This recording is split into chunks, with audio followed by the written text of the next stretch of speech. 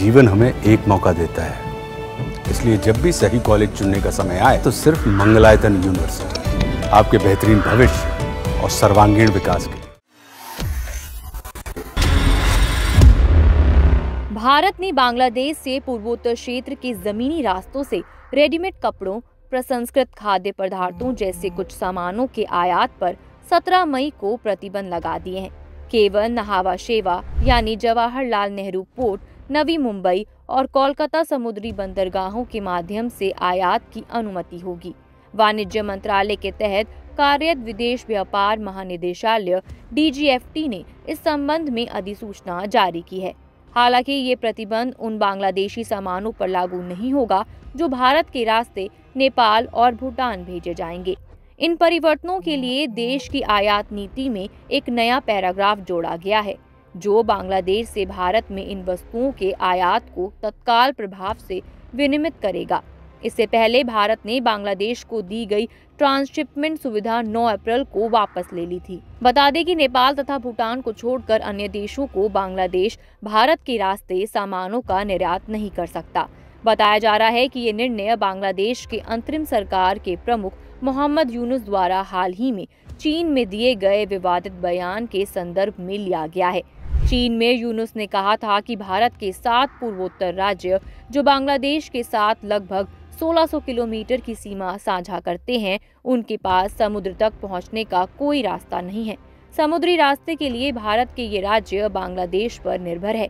यूनुस ने ये भी कहा था कि बांग्लादेश इस क्षेत्र में हिंद महासागर का एकमात्र संरक्षक है। यूनुस ने चीन को बांग्लादेश के माध्यम से दुनिया भर में माल भेजने के लिए भी आमंत्रित किया। यूनुस के इस बड़बोलेपन को भारत ने बेहद गंभीरता से लिया है। बांग्लादेश में शेख हसीना के नेतृत्व वाली सरकार के तख्तापलट के बाद यूनुस के नेतृत्व वाली अंतरिम सरकार में हिंदुओं पर लगातार हमले हो रहे हैं।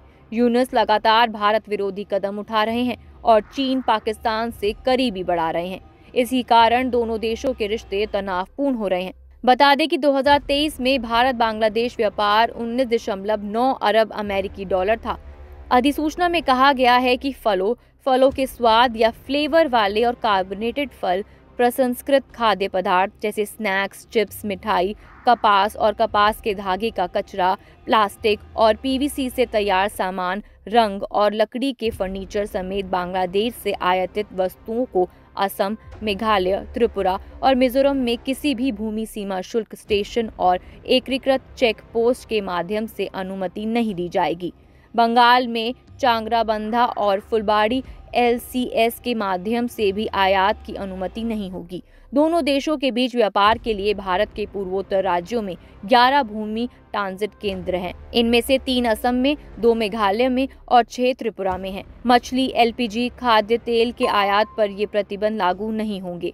भारत ने इससे पहले बांग्लादेश पर कार्रवाई करते हुए ट्रांसशिपमेंट सुविधा वापस ली थी। बांग्लादेश को ये सुविधा जून 2020 में दी गई थी। इसके तहत बांग्लादेश दिल्ली हवाई अड्डे सहित कई भारतीय बंदरगाहों और हवाई अड्डों का उपयोग करके अपने सामान को पश्चिम एशिया, यूरोप और कई अन्य देशों में भेज सकता था।